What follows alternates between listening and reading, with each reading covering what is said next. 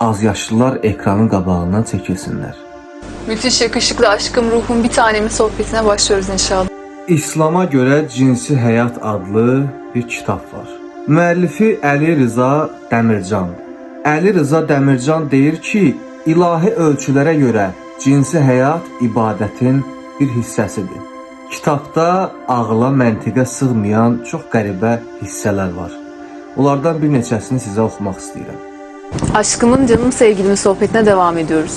Deməli deyir, cənnətdə subay, tənha adam olmayacaq və cənnətin ən aşağı təbəqəsinə hər gün 72 qadın veriləcək. Əgər tam mömin olsa, gündə 100 bakirə qadınla cinsi əlaqədə ola biləcək. Cənnətdə qadınlar cinsi əlaqədən sonra yenidən bakirə olacaqlar.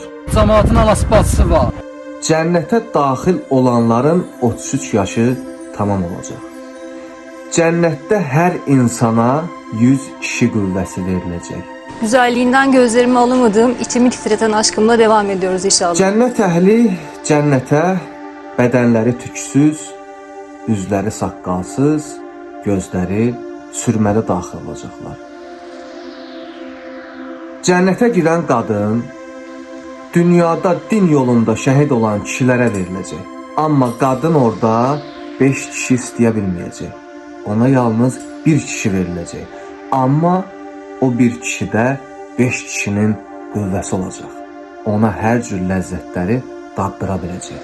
Ən qəribəsi və biədəbi bu hissədədir. Tamam, bugün fazla zorlamayayım size. Cənnətə gedən kişilərin əyilməz və dik qalacaq. 20 milyon bilim adamı bunun dik durmasınla uğraşıyor laboratuvarda. Kişi səhərdən axşama kimi həm arvadı, həm də huriləri ilə əlaqədə ola biləcək.